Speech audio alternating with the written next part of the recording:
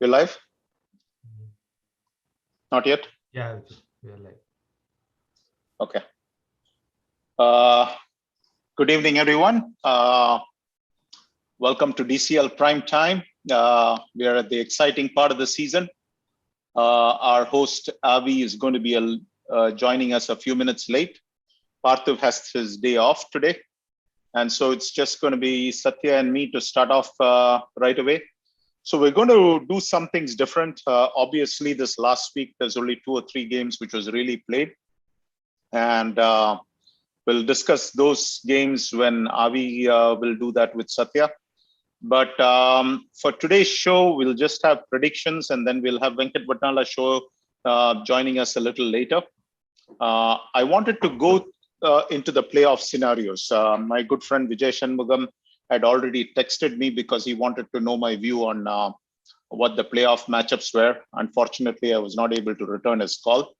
And then I thought, anyway, I was going to do this show, and multiple people had texted me asking for my opinion on who's going to make the playoffs and what the possible playoff matchups are going to be. So what I've done is I've actually done a little bit of a simulation analysis, and we'll go through that. And so for that, I'm going to just share my desktop, and then let's see what we are going to go from there.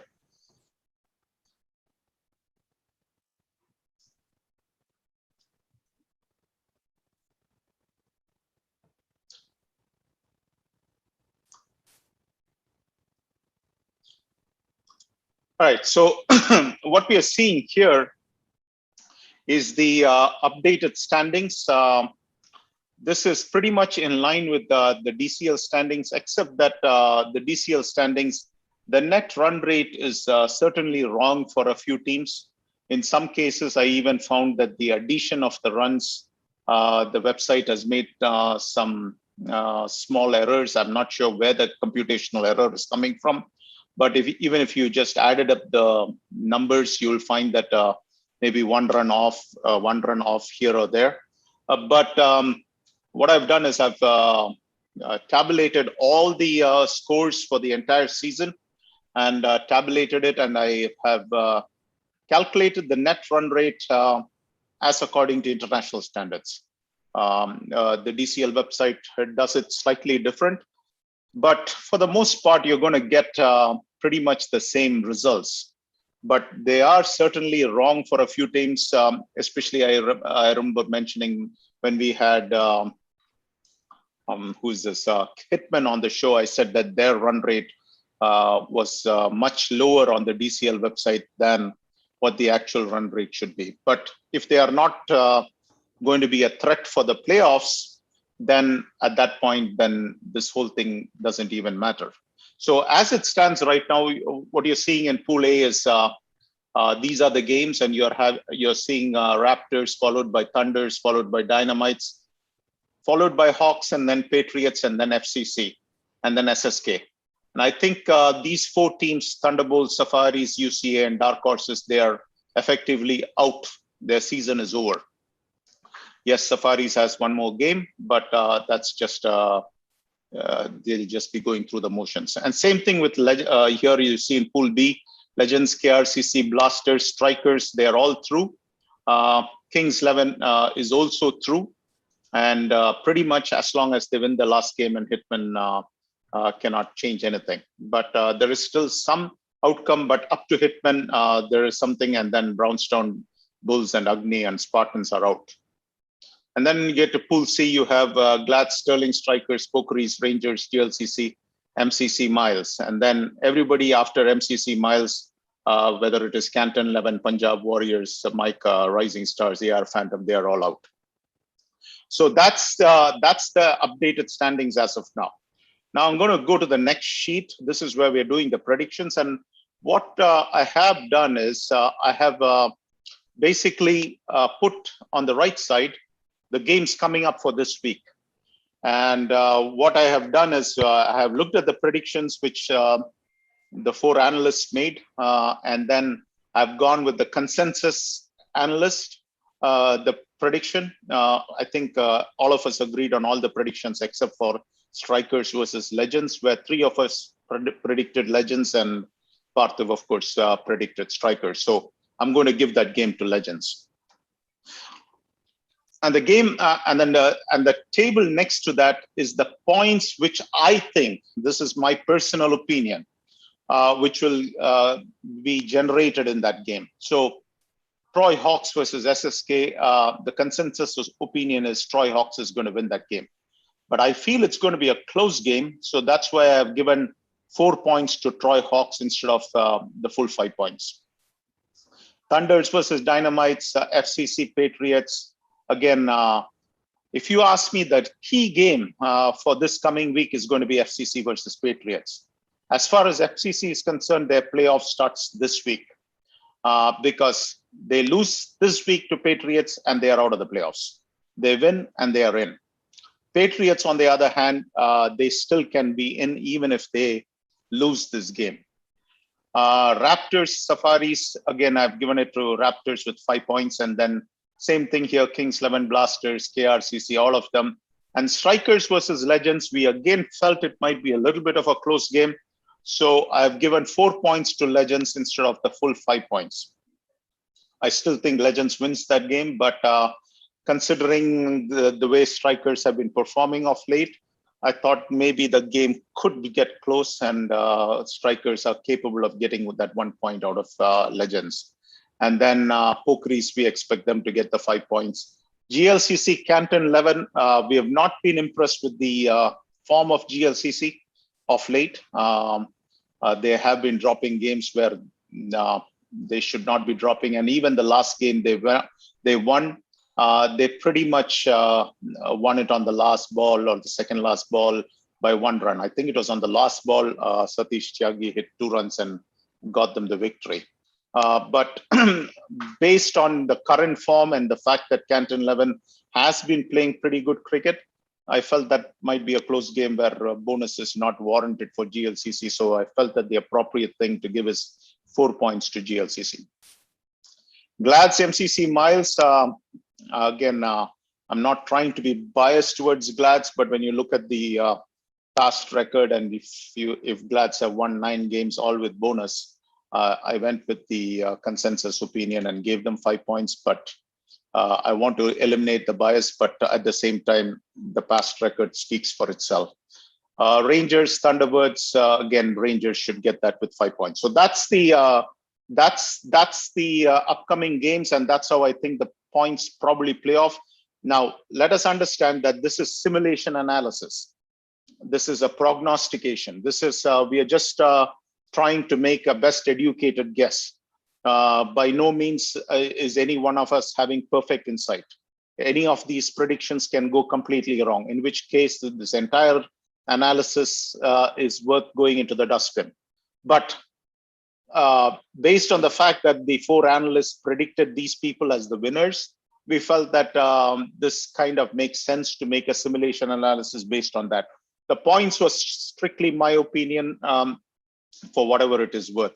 So based on that, what I have done is I've gone ahead and given Raptors, who were the previous week, if you really look at it, Raptors, where is Raptors here? This is Raptors were at 9 games. But when you go to the sort of this thing, you find that I have gone and made that 10 games where Raptors have gone to 10 games. Not that one, this one. 10 games and then 9 wins and 1 loss. So the updated standings would be Raptors at 42 points and Thunders at 40 and Troy Hawks at 33, Dynamites at 31. And then, now remember, this is the game where I have the biggest doubt, FCC versus Patriots. I think that is anyone's game. That's going to be an evenly fought game. Both teams are very much capable of winning that game. For the moment, I have done a prediction. I've done 2 sets of predictions. One set of predictions has FCC winning the game, and the other set of predictions has Patriots winning the game, and it does change the results a bit. And then Patriots at 27 points. And then we are assuming Troy Hawks will beat SSK, in which case SSK is pretty much out of the playoffs. So those are the 6 teams which will make it into the playoffs. Remember, 5 teams from each pool makes it into the playoffs. And then the 6th team is what I'm saying is going to be Patriots, which will be making into the playoffs. And again, this is this Crick Club's net run rate, which is 0.799. But this is the actual net run rate if you calculate it by international standards. Again, when you go to Pool B, you will find that Legends, KRCC, Blasters, Strikers, they are all automatically codified, and we are assuming that Kings 11 is going to win against Spartans. And so I have given them the full points. And now this is very important for Kings 11. I know that in the past, the Kings 11 skipper, Vijay Kamam, did say he doesn't pay too much attention to the bonus points, but this is a game where he wants to get the bonus point, because if he doesn't get the bonus point, he could very well miss the play. There's a good chance that he doesn't make it into the playoffs because, well, actually he makes the playoffs, but the standing probably is going to change. He could end up at the number 16 spot. So at this point, I just wanted to say that we are assuming that they're going to get the full 5 points, and that's why we have Kings 11 at 27. And then obviously Hitmen through Spartans are going to miss out the playoffs. When we go to Pool C, it's pretty straightforward. The first 4 teams, they are the first 5 teams are comfortably in. They're all at 33 points. And MCC Miles at 26 is the big question mark game. So the Glads versus MCC Miles game is going to be a critical game, just like FCC versus Patriots. Now, if Miles can win that game, then Miles go into the playoffs, no questions asked. Even if Miles can get 1 bonus point, they could make things very interesting, because then it's going to come down to net run rate. And in net run rate, you'll find that Patriots has the slight advantage, but again, we'll have to wait and see what happens, because if Patriots win the game, then the whole thing is moot. But at this point, we have to go with based on the simulation analysis. So that's the 16 teams which are going to make the playoffs. So based on that, I listed the 6 teams from Pool A, the 5 teams from Pool B, and then the 5 teams from Pool C. And then we sorted them from 1 through 16. And this is what happens. If FCC wins, this is how the playoff matchup is going to look like. Glads will take the number 1 spot, and then the last spot goes to Patriots. Now I'm going to put this in a very, and the points are all listed out here. And you will find that it is going to be Sterling Strikers and MI Rangers who are going to bring up the 8th and 9th spot respectively. And their Sterling Strikers will have the number 8 spot, because they did beat Michigan Rangers head to head. So even though the run rate for Rangers is better, you'll find that Sterling Strikers should be the number 8 team. Now, let me put this in the form of a PDF, which will make this very easy to understand for the viewer. This is how it's going to look. This is assuming FCC wins the game. It's going to be Glads at the number 1 spot at 50 points, taking on Patriots with 27 points. The exact opposite end would be Legends at number 2 with 45 points, taking on Kings 11 with 27 points. Going back to the number 3 team, which is going to be Raptors at 42 points, taking on their best buddy Strikers. So Parthiv Mehta will get a chance to play his old team where he was the skipper just 2 years ago. So it's going to be 3 versus 14, and Strikers at 28 is going to take that 14th spot, and they will play Raptors for the in the pre-quarter final. The number 4 team is going to be KRCC, and they are at 42 points. They're tied with Raptors, but the tiebreaker goes to Raptors, and that's why Raptors goes to number 3. Again, it's very simple why the tiebreaker goes for Raptors, because Raptors have 9 wins, whereas KRCC has 8 wins, and that's the tiebreaker. So just for educational purposes. Now let's go back. They are going to play FCC, and this is under the assumption that FCC beats Patriots in the upcoming weekend game. Remember, we are doing two sets of analysis. One set of analysis has FCC winning the game, and the other analysis has Patriots winning the game. The the number 5 spot is going to go to Blasters at 40. And they are going to take on Dynamites at 31 points in the very first round. So, so that's going to be 5 versus 12 matchup. And then you get to the number 6 team, which is Indus, who is also at 40 points. But again, Blasters and Indus, again, going back to the previous Excel sheet, you have Blasters, Indus, they both are tied with wins. The tiebreaker becomes the net run rate. And you can see that the net run rate for Blasters is ahead of Indus Thunders. So Indus Thunders obviously then goes into the number 6 spot. So the number 6 spot is for Indus, and they will be playing on Troy Hawks, who is the number 11. It's a 6 versus 11 matchup, and Troy Hawks will take the number 11 spot at 33 points, assuming that they beat our friends at SSK, which I think they will. The number 7 team, as I said before, is going to be out here, Pokris. And they are at 38 points. And my friend Avi is here. And he is going to get to see his best buddies at GLCC in a 7 versus 10 matchup. And it is going to be 38 versus 33. I'm pretty sure this matchup is going to remain firm. So Pokris, for all intents and purposes, would be playing their best friends at GLCC.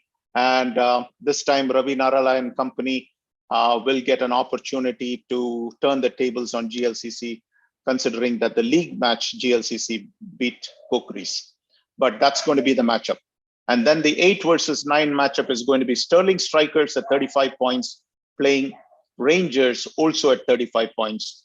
But due to the fact that Sterling Strikers beat Rangers in the head-to-head matchup, Sterling Strikers get the number 8 spot, and Rangers get the number 9 spot. So that is the playoff matchup, assuming one simple fact: FCC wins. Let's go back to that previous Excel sheet. Now, what happens if Patriots win? Because really speaking, this is an even matchup, and both teams will be coming well prepared, wanting to get in. And so what happens if Patriots win? So we just reverse the whole point production. The only thing is, what I have done is I've changed FCC versus Patriots. In the previous prediction, I had FCC winning with 5 points. In this one, I have Patriots winning with 5 points. And if this set of assumptions holds true, then what happens is this is how the scenario is going to look. Again, I'm not going to go through everything because we have already covered pretty much. The only result which is changing is the FCC versus Patriots result. So we have made that adjustment, and you will see that here Patriots FCC remains at 25 points, in which case, as I told you, this is for FCC, the playoff starts this week. If they don't win this week, it's win or go home. Simple as that. They lose this game, they're out of the playoffs, because Miles has 26 points. So FCC needs to win this game or at least get a bonus point. And then they have to hope that Glads will beat MCC Miles with bonus. But even then, FCC still loses because Miles, if you really look at it, are in the driver's seat here if they can somehow make that net run rate a little bit better. So a lot of things are going to change, but if Patriots win, then FCC, again, this is on the assumption that FCC loses and cannot even get a bonus point. If they get the bonus point, then net run rate, etc., comes into the equation. But right now, let's go with this assumption that one of these two teams will win outright and win the bonus too. Everything else is pretty much the same. All the other points are this thing. So let's go back and look at this Excel sheet or the PDF file. And now we're going to look at the second matchup. Again, Now, this matchup changes. It's still Glads at 1, but Miles has taken that number 16 spot. So they would have played Glads this coming week. And then in the pre-quarters, they'll again get to see Glads again. For Legends, obviously, Kings 11 is the team which they are going to be playing. There's no change from the previous prediction. So that remains the same. The number 3 spot, again, no change. Raptors versus Strikers, no change. Here, there is a change. KRCC now plays Dynamites because Dynamites got pushed into the number 13 spot. In the previous analysis, Blasters were playing Dynamites, but because Patriots won with bonus, Patriots now take the number 12 spot. So what that is going to do is, instead of Patriots playing in the previous analysis Glads in the very first round, they now get to play Blasters in the very first round. Now you'll have to ask the Patriots which matchup they prefer. So the devil or the deep blue sea. Yeah, so I mean, it's neither of them is a very tantalizing matchup, but for whatever it is worth, their think tank can think about what they want to do. But here's the thing: if they win with 5 points, Patriots will play Blasters. And then the number 6 team, again, as I said before, is going to be coming out here. It is going to be Troy Hawks versus Indus. Again, no change from the previous analysis. Pokeries versus GLCC, again, no change. 7 versus 10 remains the same. And then going back to 8 versus 9, Rangers versus, Sterling Strikers versus Rangers, that also remains the same. So a few changes. But again, remember, any bonus point here or there can make a difference. These are based on these set of assumptions. Remember, these are this is the assumption which we are making. Now, none of us has perfect eyesight and perfect foresight. So for what it is worth, I've given you 2 sets of analysis. I think both sets of analysis, one or the other options could work out. But going by the consensus opinion of the analysts on this show, we all feel FCC is going to win this game. And that is why I put the first analysis out there first, which is we had FCC winning, but FCC winning with bonus. So again, 1 bonus point here or there could change some positions, but I think some positions are pretty firm. And so that's kind of the prognostication which we could come up with. Hopefully everybody looking at these set of charts are further enlightened, and now they have a pretty good idea of how the things are going to look out as the games goes on this week. So obviously next Wednesday when we do the show, by that time all the results would have been out, and then we would have the final matchup based upon actual set of results. This is a hypothesis. This is an analysis based upon a prognostication, a prediction. And you can only do so much with a prognostication or prediction. So this is the best that we could do, but I do feel that many teams were looking forward to it, considering the fact that many people had asked me what kind of outcomes do I see. So I gave you 2 clear outcomes. Some of the outcomes are very standard, and I think again, if you look at the predictions, all 4 of us agreed on every prediction except for Strikers versus Legends, where 3 of us are very clear in our prediction that it's going to be Legends. But one of us, obviously, Partha felt Strikers is going to win that game. But again, I thought it might be a close game, and that's why we gave Legends 4 points on that one. But Legends needs to win and win with bonus, and they need Glads to lose and not even get a bonus, in which case Legends could become the number 1 overall team. If Glads gets even a bonus point, then Glads takes the number 1 spot. So that's the outcome. But hopefully we have done a reasonably good job. Welcome to the show, Avi. I'm going to hand over the show now to you. Thank you very much, Viju. Good evening, gentlemen, and to all the viewers. My apologies for being late. And along with the fact that I missed the start of the show, I am also ruining the fact that I missed the first few minutes of this fantastic analysis put together by Viju. I think this is what makes you, probably the best, or if not one of the best analysts in DCL, and this is what makes this show the show that it is, the eagerly watched show that it is, because of the visuals. Those tell the most comprehensive a story you can. So, and that was fantastic. Thank you so much, Viju, for putting that. That was fabulous. And so clearly most of the teams know what they're up against in, or who they're up against in the playoffs. So things are starting to get really exciting here. And now on the back of that analysis, we now go to the usual analysis, the analysis from the previous week's games. We are missing our regular analyst, Parthiv, this week. So I guess between the three of us, we will somehow do this. First up, though, Patriots versus Dark Horses, and makes pretty dismal reading for the Dark Horses. Uh, if you look at it, the Patriots batting were all over them based on the score.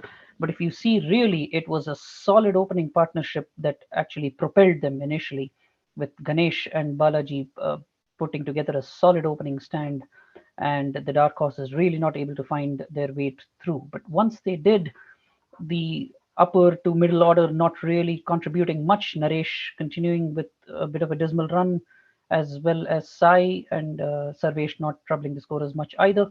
But Santosh and Nitin again putting together a very good partnership lower down the order, and not in the least helped by the generosity of the Dark Horses bowlers, giving away 22 onto the opposition in extras, propelling them to 153. And in return, the Dark Horses, I mean, really only half the side batted, practically speaking, out of which three of them barely troubled the score, four of them barely troubled the scorers.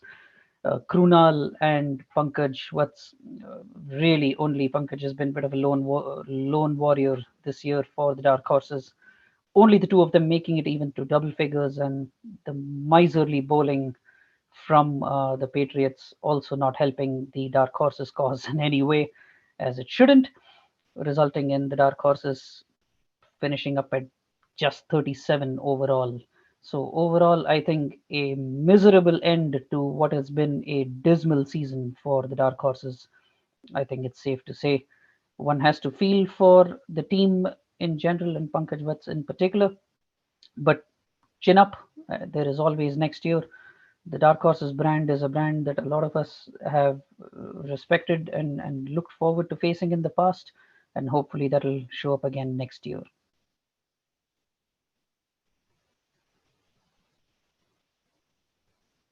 Viju, do you have anything to offer? Or Satya? Actually, nothing, Avi. I think the scores are lopsided, so really nothing much to discuss. I mean, it's pretty much the fag end of the season.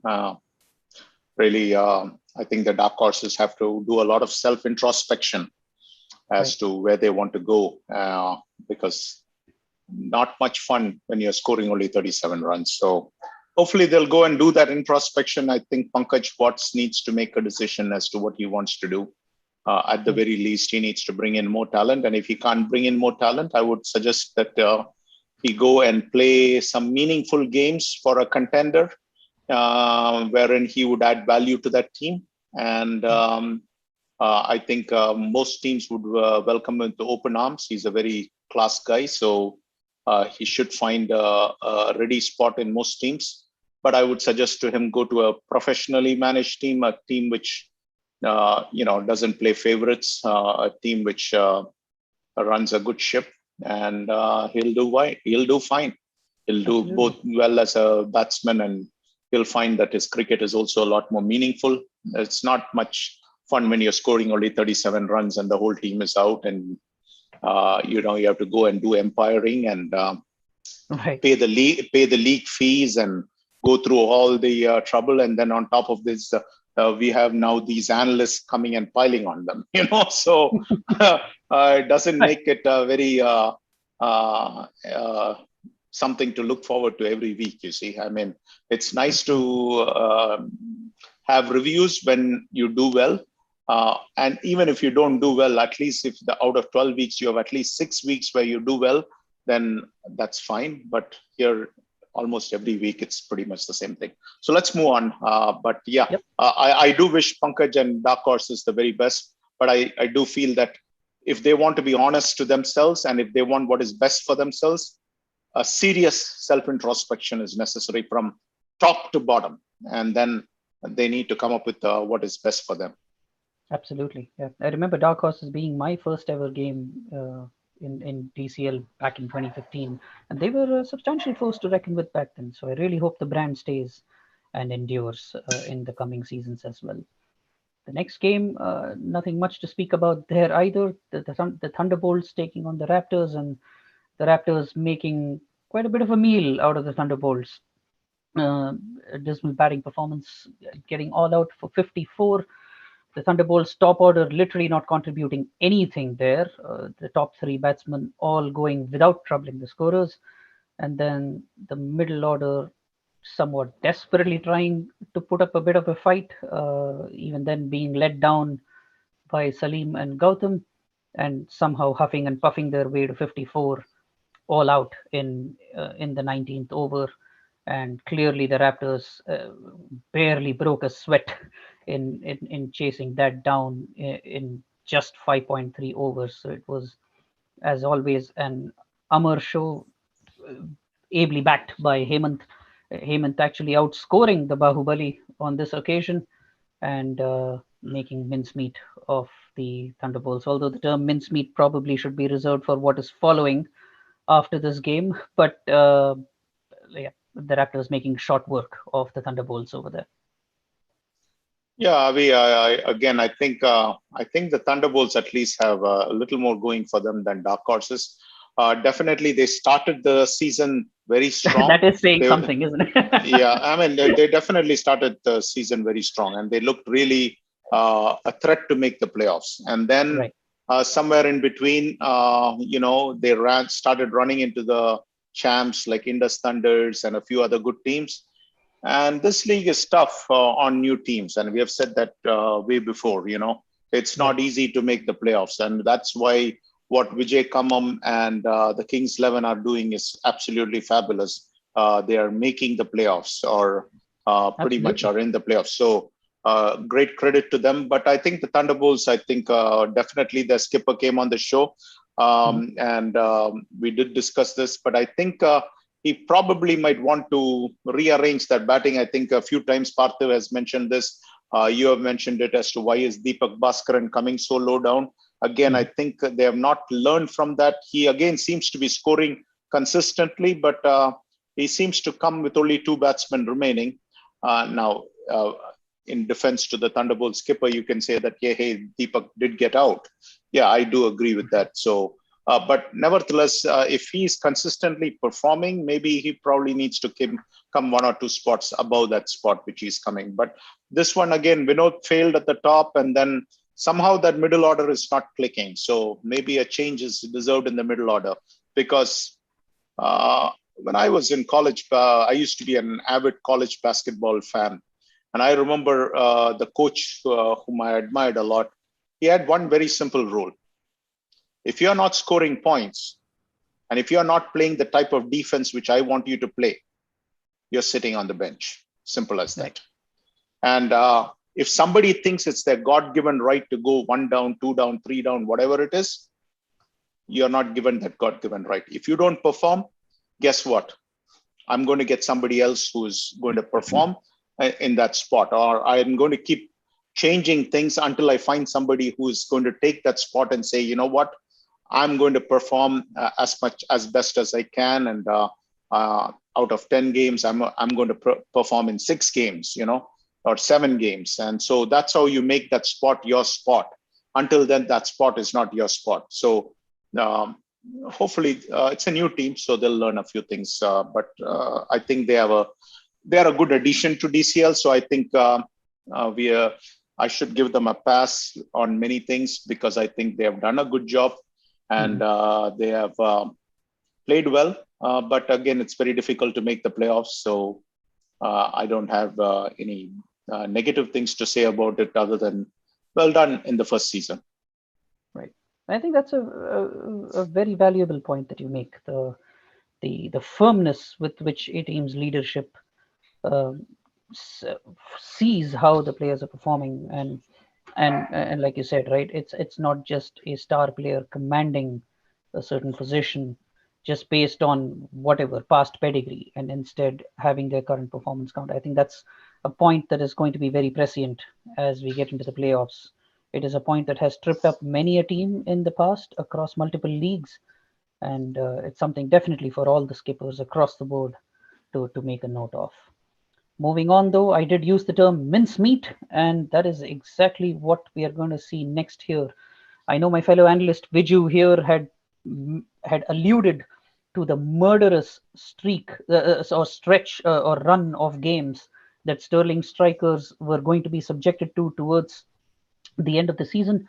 That murderous run has come to an end with what can only be called bloody murder.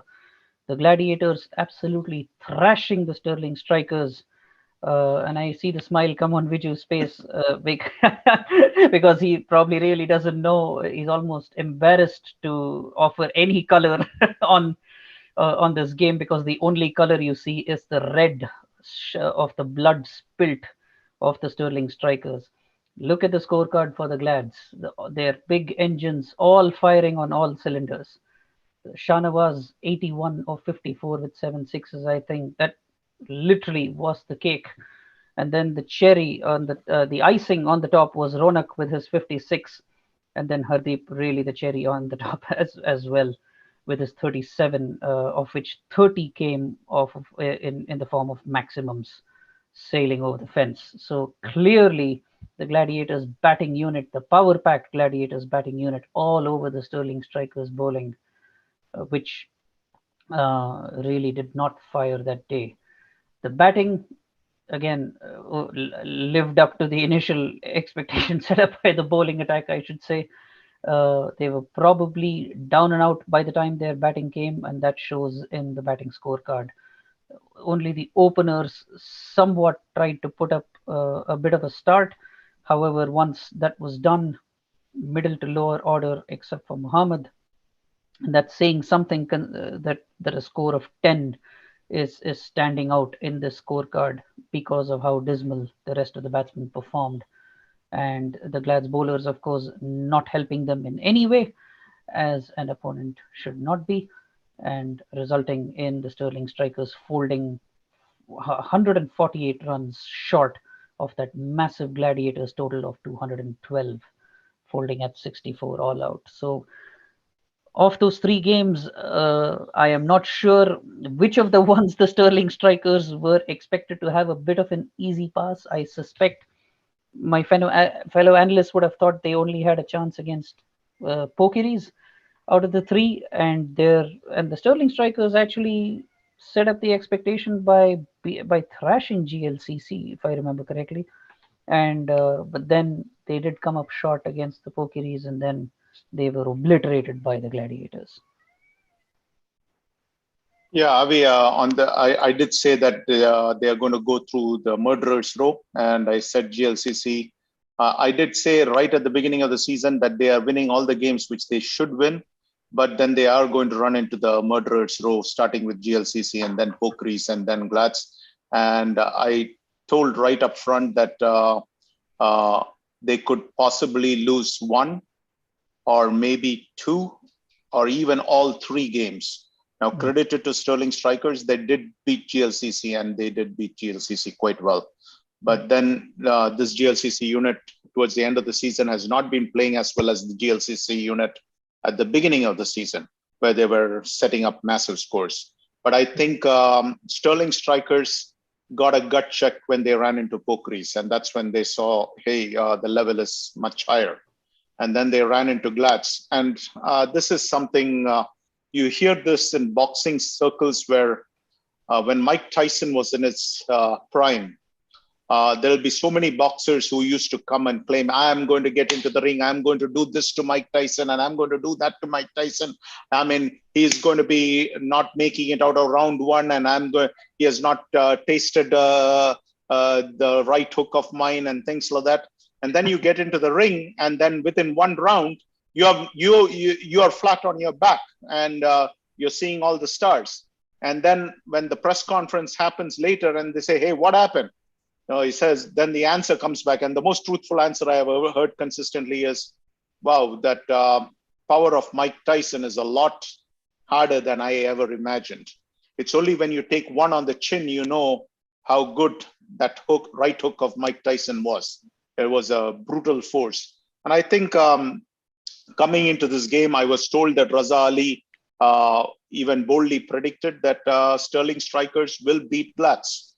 And so, yep, Raza Ali claimed very confidently before the game that Sterling Strikers will beat Glads. And remember, I told you, Syed Ahmed has played for Glads. He has played for Bridges, and now this year he's playing for Sterling Strikers. And in the dugout or while they were bowling, Syed did say, "Hey Raza, all the talk is fine. You say you're a great bowler.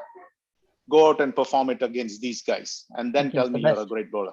And then you can, if you go and look at the stats there, Raza Ali is leading in the wickets, but you'll find that this was a dismal day for Raza Ali, because when you give up 5 overs and 45 runs, that is nothing to be proud about. That's where is that? Raza Ali, 5 overs and 47 runs and no wickets. You see, it's as simple as that. I mean, you might think you can do a lot of things. You might think that you will beat Glads. You might think that you can make a lot of big statements, but big statements are just big statements until you actually go out and prove it, and then you have something to talk about. But before that, it's all talk. It's all hot air. It means nothing. Raza is a great bowler, but I think that's a little presumptuous for you to think that you're going to go out and beat a team just like that. I mean, I don't think we came there to eat puff pastry.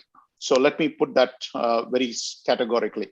We knew that they were a good team, and we knew that we had to take care of business, and we knew that we had some selection issues. We got almost 5 or 6 people qualified in that game. We didn't certainly put our best unit out there. But having said that, they have some very good pieces. Raza himself is having an excellent game.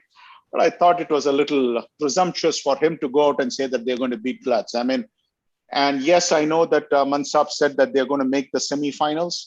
But after this game, I'm not 100% confident that they're going to make the semifinals. And if you look up the matchup, well, guess what? If they want to make the semifinals, they probably have to beat the winner of Glads versus MCC Miles, or beat the winner of Glads versus Patriots, you see. And so they have their work cut out. I don't think it's going to be that easy. And I don't think this was a flash in the pan either. I think when they got out on the ground, you could see that, the Glads batsmen can really bat, unlike most of the other teams. They can really hit the ball, and many of the balls which Hardeep, etc., was hitting was out of the park. I wanted to say about Ronak. It was a chanceless innings. It was an innings where he gave absolutely no chance. In fact, it's very rarely that I actually pick up the phone and call a player and really appreciate that player for something they have done so well. I actually picked up the phone and called Ronak and told him, hey, that is one of the best batting I have seen from you. It was a chanceless, classic innings. It was a perfect innings. That's how I want you to bat going forward. The strike rate, the way in which he batted, there was no chance whatsoever in that 55, 56 runs which he hit. There was no chance. And then Hardeep came and he was hitting balls out of the park, which is nothing new. I mean, it's only a surprise if the ball doesn't leave the park. So, right. But again, I thought Syed Ahmed, for whatever it is, he was their best bowler. Okay, It was not Raza Ali who was the best bowler. Syed Ahmed was the best bowler.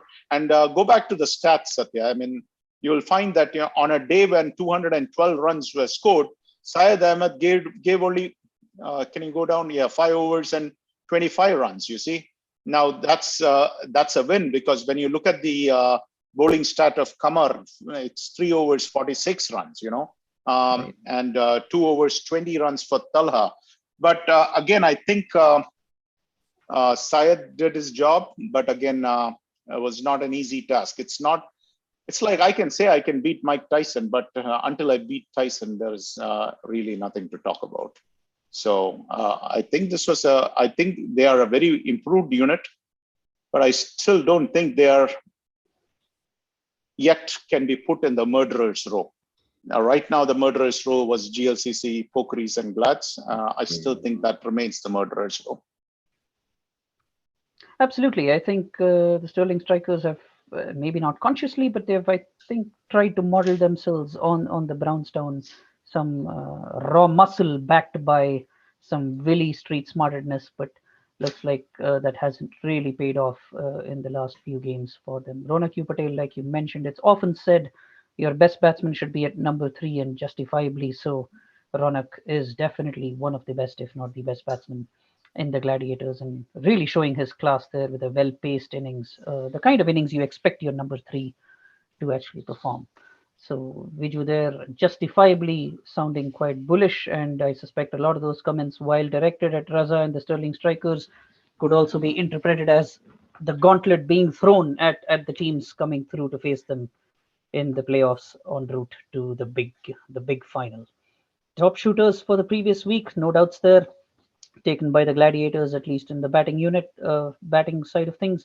Shanawaz with his 81 and Ronak with his 56, both of them launching quite a few balls straight out of the fence. And on the other side, Kiran Boyanapalli finally showing up in the bowlers' top shooters list, as he should, for his considerable skill. 5 overs, 5 wickets for just 19 runs. So congratulations to all of you, and good to see Kiran there on the top shooters list. That brings us to the end of our somewhat shorter, or considerably shorter, I should say, previous week analyses. Considering this was a long weekend, it's quite a surprise that we actually had any games to analyze. Moving forward, though, predictions for the upcoming week, sponsored as always generously by Green Sapling Eco-Friendly Dinnerware, who are very kindly sponsoring the contest amongst the analysts, which is holding its tight pattern. Parthiv having that slender lead at 109 over Viju and Avinash at 104, and Satya not very far behind and still snapping at our heels at 98 points.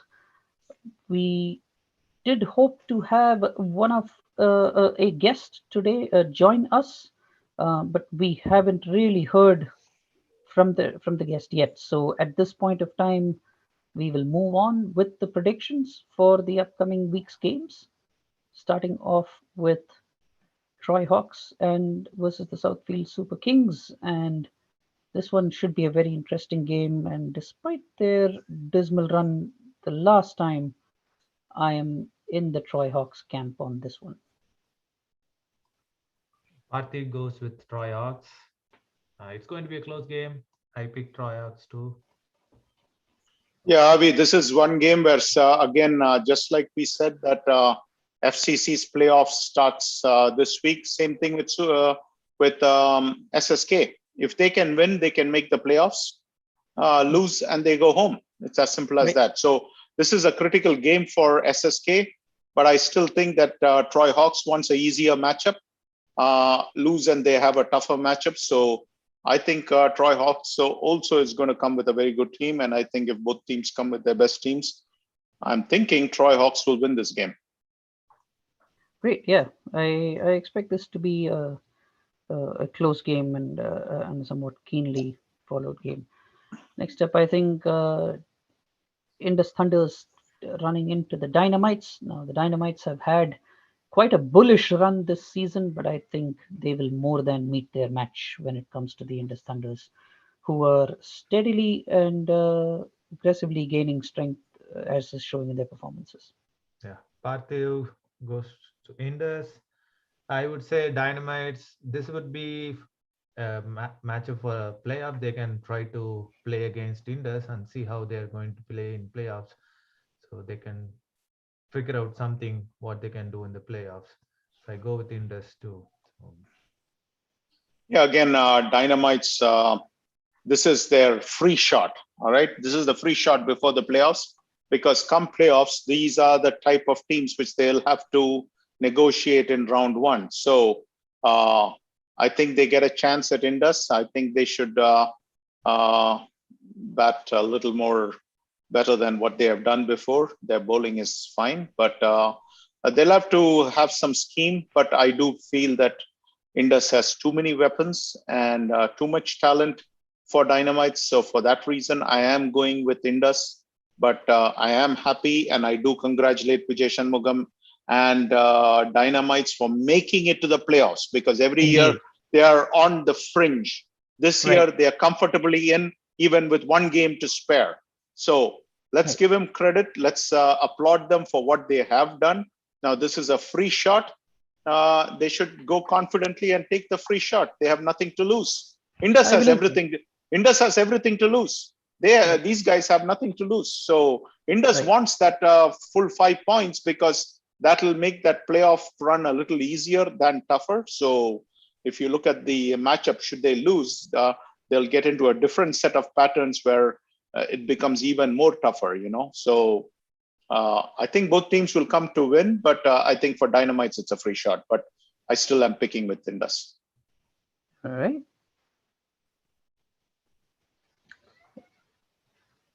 Raptors is Safaris. Okay, Raptors versus Safaris. This one I am I'm rooting for the Raptors to beat the Safaris. Parthiv goes with Raptors too. Yeah, I think it's quite straightforward. The Safaris games. Yes. Yeah. Again, Safaris have nothing. They can do nothing even if they win this game.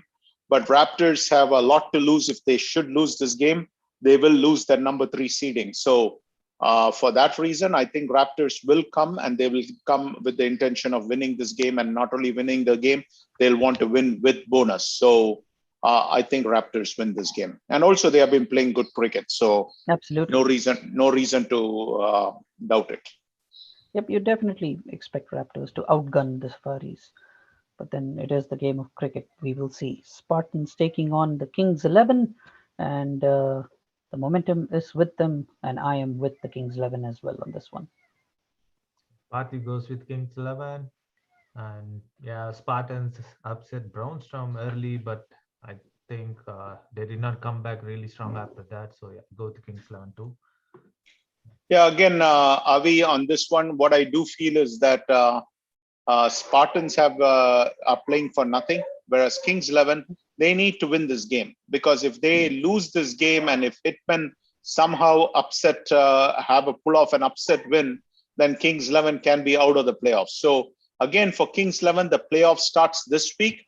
But again, I do believe that they are going, if both Kings 11 and Hitmen lose, Kings 11 are in the playoffs. So Hitmen need a number of things to go right, whereas Kings 11 just need a few set of things to go right, and they will come motivated to win. The only question is whether they can take the bonus point. And for that, the Kings 11 skipper, Vijay Kamam, has to take responsibility and say, I can't be like other games where I'm wondering whether the bonus or, let's just concentrate on winning. This one, they definitely want the bonus, because not getting that bonus can change where they end up. Mm-hmm. You did say the Hitmen have to have a lot of things going for them, and this matchup certainly does not portend well for them, coming up against the Blasters, who I believe will do the job on the Hitmen. Parthiv goes with Blasters. To use some Godfather type language. Yeah, again, Avi, what I feel is, if you look at all the games, every team has something to gain, or at least most teams, all right? Mm-hmm. Nothing is set in stone for them. With probably the exception of Glads, in the sense that Glads probably can take it easy and say that, hey, even if we lose, we are guaranteed either a number 1 spot or a number 2 spot.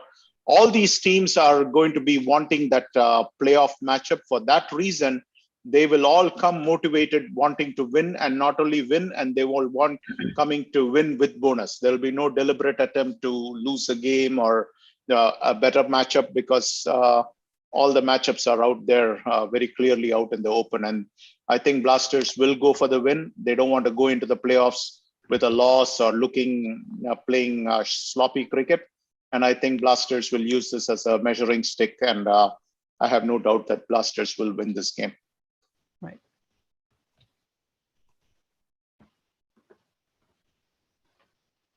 Continuing on with the matchups that are seemingly one-sided, KRCC, I believe, should have a relatively easy outing against the Detroit Bulls. Party picks KRCC, and I also pick KRCC. It should be an easy game for them. Yeah, I mean, I think this is probably the second time KRCC and Bulls are playing each other. I thought they already played one game before where KRCC won that game. Yes, because I think in Pool B, every team plays one opponent, one lucky opponent twice. All right, because every other pool has 11 teams. Right. Pool A and Pool C has 11 teams, but the Pool B has only 10 teams. So in order to make it 10 games, you play nine of your opponents, and then one opponent on random is played twice. And I believe KRCC already won the first matchup. At this point, Bulls are playing just for recreational purposes. KRCC will want to win and win with bonus, so they'll come motivated to play. And once again, I think the talent on KRCC is pretty steep compared to what is on the Bulls. So I think KRCC will win this game. Right. Next up, Strikers taking on Legends. And as much as we'd like to support our fellow analyst who is not here today, Parthiv, just on balance, looking at the team strengths and the performances this year, I would back the Legends to get one over the Strikers.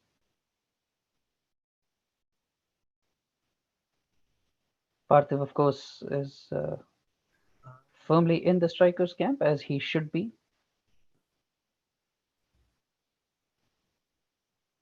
And Party goes for Strikers. I go with Legends. Avi, I feel that, what can I say? Strikers will do their best, but I think this will be a close game. But Legends has way too much talent, and Legends will also want to go in with a winning it depends mantra. on players playing for F40 this season. Yeah, that is true. Again, I think that's another reason why, but I still feel that for Parthiv, and again, I think credit Parthiv, he managed to get Raj Patel to play for him last game. So I'm suspecting, even though they had a leather ball game, he managed to get Raj to play for him. So I'm assuming that he'll be able to do that again this week, because if Raj didn't play last week, then probably he plays this week too. So the interesting part there, Viju, is that the marquee players on both sides, Vraj for the Raptors and Harish. Harish, yes, they play for the same team. They both play for the same team in Mica. Yes, so that's right. We'll see which captain has more influence over his star player. Yeah, that's true. Probably are going to see that this week again. But I still think maybe Legends should win this game, but I am not willing to give them a 5-0 advantage. I'm willing to give them a 4-point advantage. I think Strikers take the bonus. All right. Rising Stars versus Pokeries. The Rising Stars really now only left to play for whatever meager pride that they can salvage. Pokeries, on the other hand, are like the Indian team of the 90s, always exciting. You never quite know what is going to happen on the day. But I think on this particular day, the Pokeries should have it comfortably over the Rising Stars. Party goes with Pokeries. Yep, I go with Pokeries too. Yeah, I think Pokeries is playing very good cricket after the initial shaky days. These days, they are getting the job done. They are playing good cricket. Rising Stars, unfortunately, they don't have the talent to match up with Pokeries. So Pokeries will win this running away.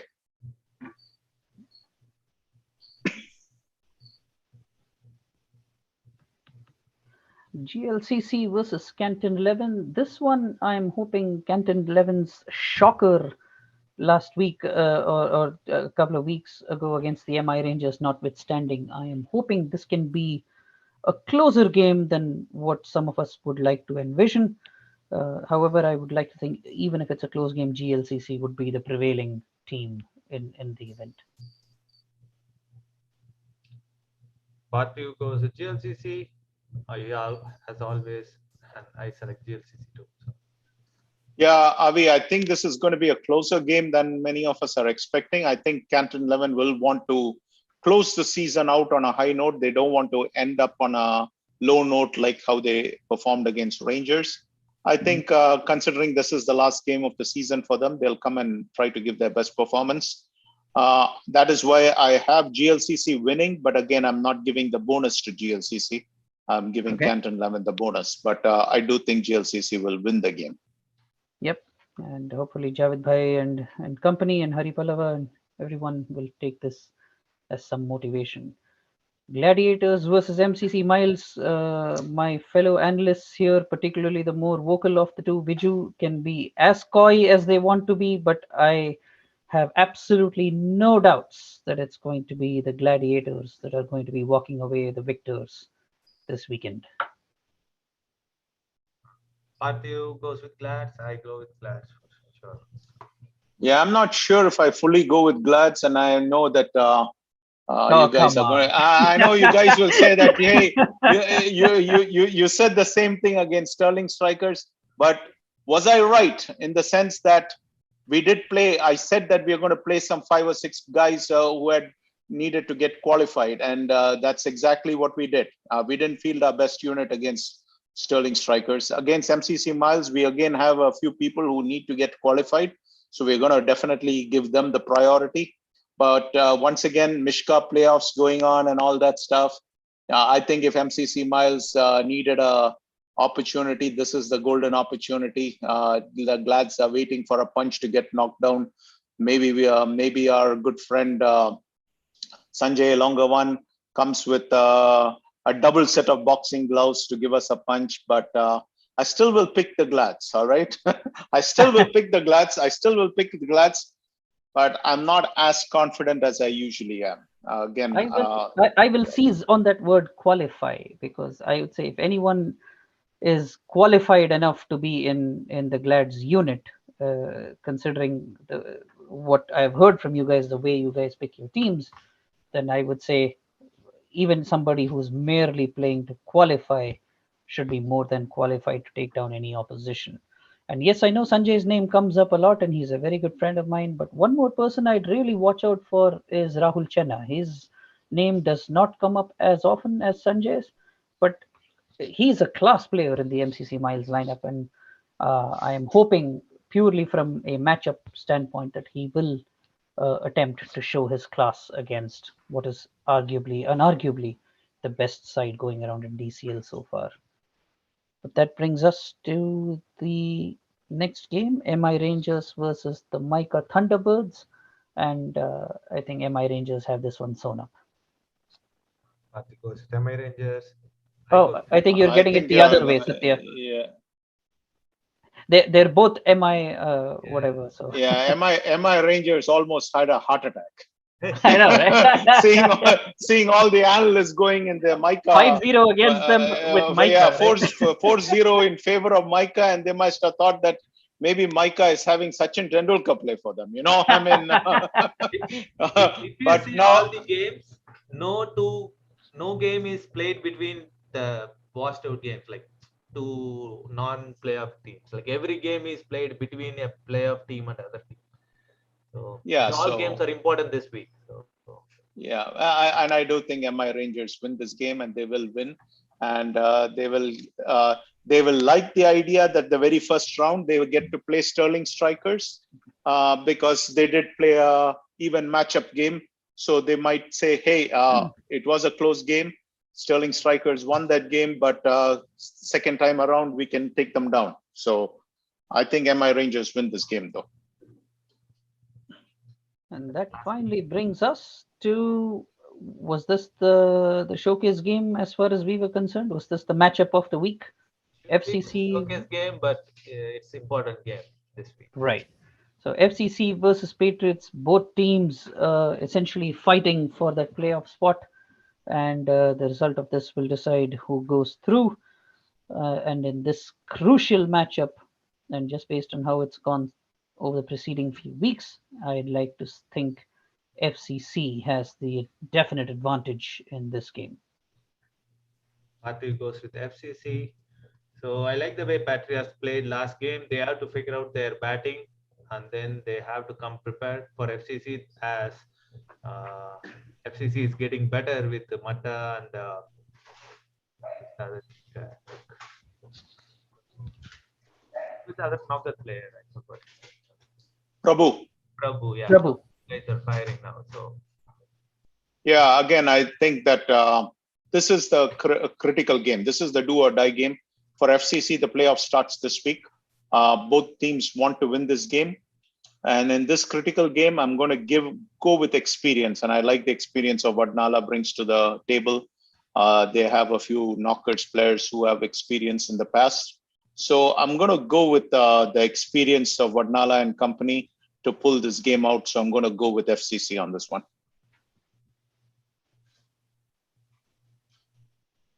Great. So I guess that brings us to a somewhat early conclusion of DCL Primetime for this week.